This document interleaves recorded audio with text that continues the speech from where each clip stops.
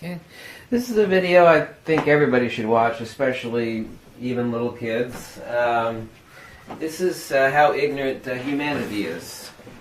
Now in the past, including the ancient Greeks, Plato talked about the ether, and of course there were 1,000 different theories of the ether, many of which are wrong, just as there were throughout history 1,000 different theories on the human soul. The ancient Jains thought that the soul was atomistic and that it was actually a type of particle. And of course, you know, the refutation of various illogical and absurd theories upon something is not a negation or refutation of something, just as, for example, the Michelson-Morley experiment, which presumed to be an experiment on either the confirmation or the denial of the existence of the ether, was certainly no denial of same, yet modern science, quote-unquote, seems to rely upon that as a proof that the ether doesn't exist. Yet, very simply, humanity is still, as it's always been throughout history, incredibly ignorant.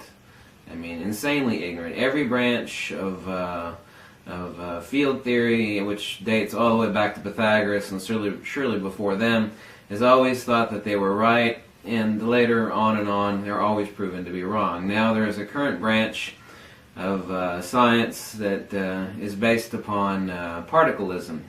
It thinks that all interactions can be quantified, i.e. quantity, i.e. materialistic, i.e. atomistic, that there must be something there.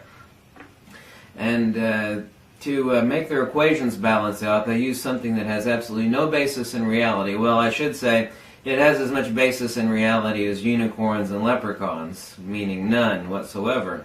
And they admit that these virtual photons have no basis in reality other than to make their equations balance out.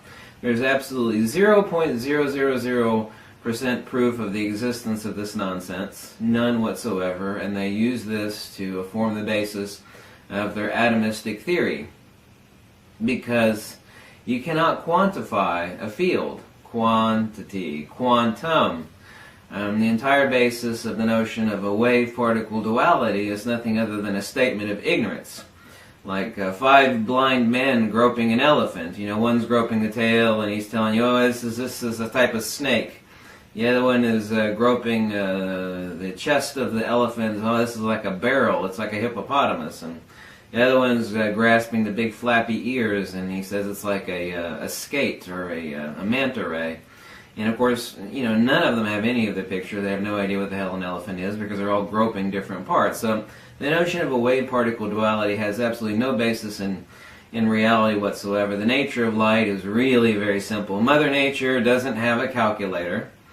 And if she actually existed, she'd be laughing at humanity and how ignorant we are. We think we're so advanced because we have TV sets and iPods and iPads, and you know, we have all these technological advancements and an International Space Station, but none of that means anything. It doesn't mean that we have a grasp on cosmic mechanics. The notion of field deviation cannot be quantified by anybody on this earth, because you cannot quantify something which has no quantity. Everything in the universe is fields, and fields are not particles. You cannot quantize them. So, getting to the point, what exactly is the premise of the affirmation of the ether? Forgetting about all the thousands of different pontifications on the nature of the ether, it has to be said unequivocally that the ether does exist. And every proof around you is an example of the ether. Now, we're brought up believing that when you turn on a light bulb, it emits light. Well, it doesn't emit light, nor does the sun emit light. It's like saying a person out in the middle of a pond that's flapping his arms is actually reaching out and touching you. Well, if you mean by proxy, by way of the perturbations of him flapping in his arms in the middle of the pond, that he creates waves of compressions and rarefactions in the pond, and those waves lap at your feet on the edge of the pond, you can say, well, that person is emitting pressure, so he's emitting something, you know, just like this light bulb, like there's a little person inside this light bulb. When you pass a AC or DC current through it, depending on what sort of light it is, that it's emitting light. But this is a vacuum tube. There's nothing escaping out of here. If I were to plug this in the deep vacuum of space, what do you think is actually being emitted? You know, light is neither a wave nor is it a particle. It is a coaxial circuit of longitudinal compressions and rarefactions and transverse electrical and magnetic divergences. There's only one field ultimately, and that is dielectric, and it's longitudinal. And since it has no transverse component, it cannot be quantified in any way, shape, or form with a time component. This is why Tesla and Eric Dollard and others have proven that faster than light transmissions are provable. Tesla proved it, Dollard proved it. There's even some videos on YouTube. One guy does an experiment with Tesla coils where he sends a transmission at 1.39 something the speed of light, because the speed of light is not a speed, it's a rate of induction. It's the maximum rate of induction of anything that has transverse electrical and or magnetic or electromagnetic components. So a light bulb doesn't emit light. It sets up a field perturbation. And you can say by proxy, well, a light bulb is emitting light. Well, how stupid does that sound? How come humanity is so ignorant? Now, well, answering that, of course, would take 1,000 hours, if not more. Take, for example, this monster magnet. Now, based upon my equation and every known equation of field divergence of a magnet and the Gaussian flux that exists at various levels, we can state, without taking into account for a time component, that this field exists basically as a bubble about yay far. Okay? That is the pressure dynamics at which it exists. Actually, since this neodymium boron is a few years old, it's actually starting the centrifugal divergence. It's hard to show you this because it's monstrously dangerous. You can actually see that it's there's a 1-inch gap around either side here of a discoloration where the centrifugal divergence has actually affected the chromium plating on this monstrously dangerous magnet. It also hurts my eyes being this close to it after a few minutes. So why don't you ask, there's just a tiny 2-millimeter ball magnet. I'm going to place it in the center. You'd think, well, it'd want to stay in the center of this magnet.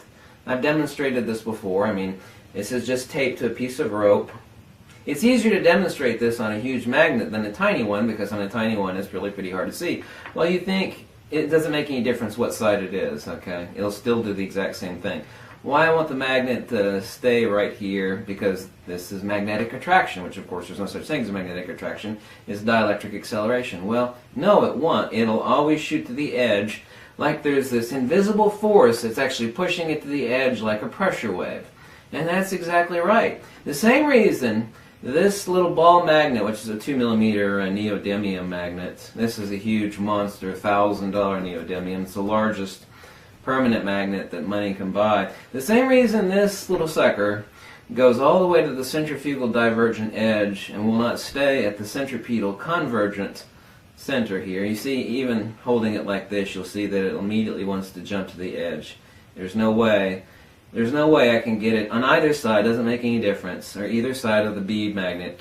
No, always the centrifugal. Why do you think that occurs?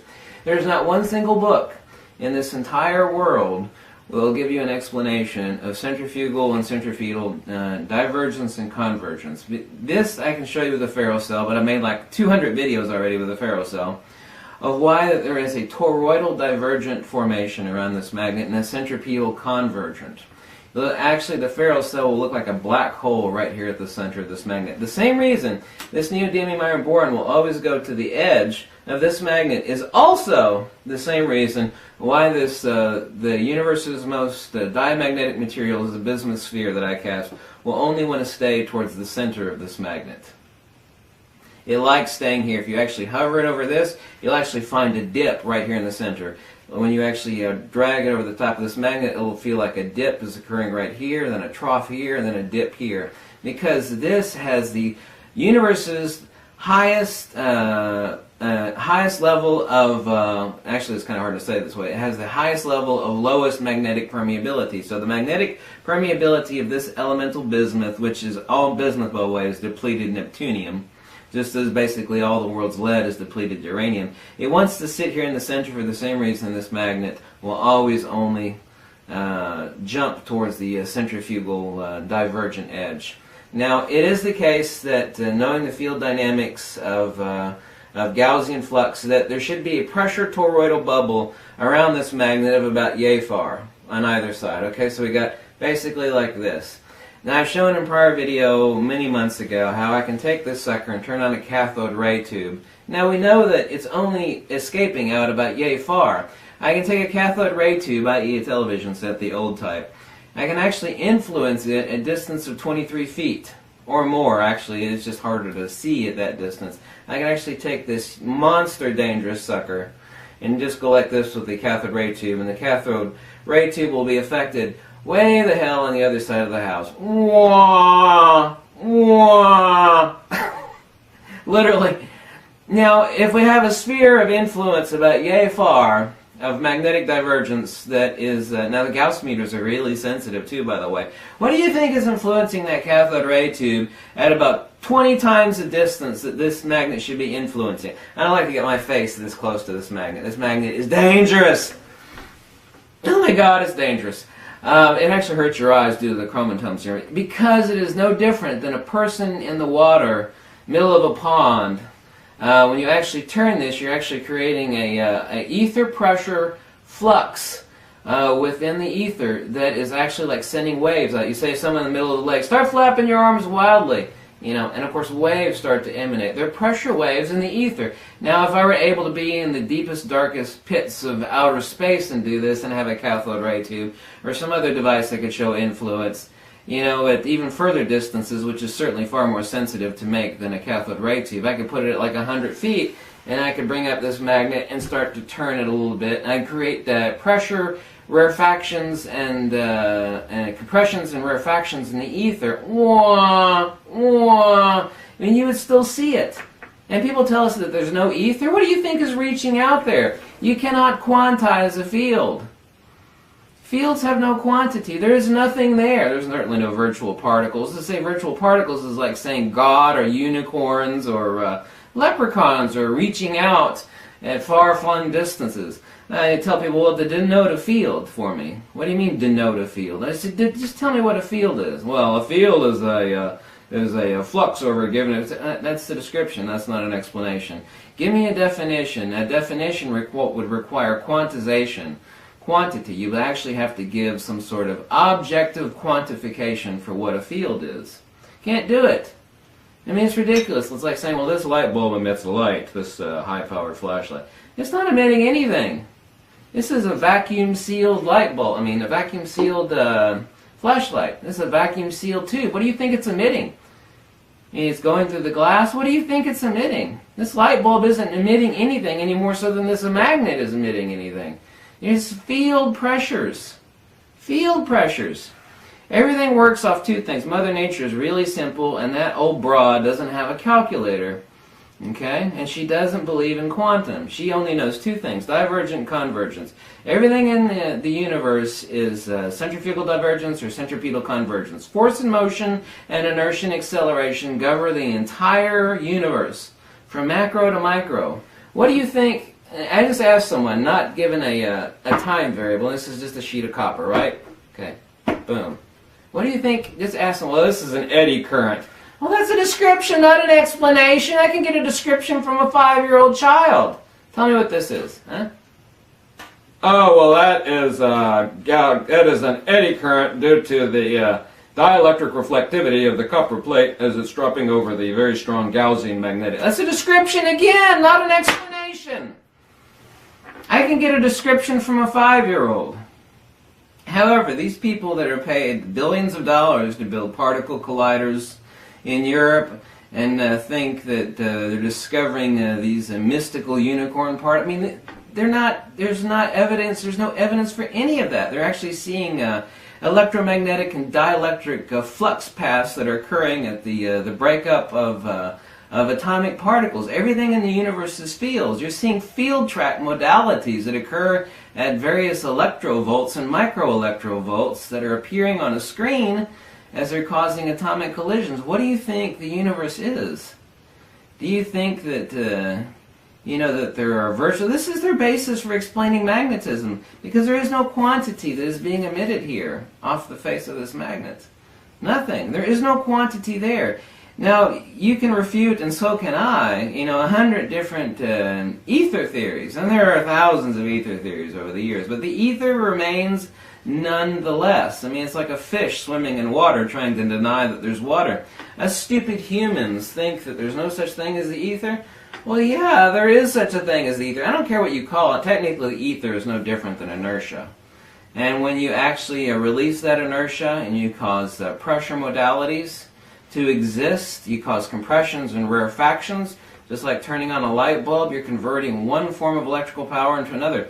As Eric Dollard once said, and I think it's one of his most brilliant statements, is that you look at the AC power lines that are going down the street, and there is as much power there as a giant locomotive, and there's no quantity that is actually passing down through those AC lines. You could take mechanical force at one end, and you could turn it into a field pressure modality that exists down the AC current lines, and then and turn that back in again to a mechanical motion.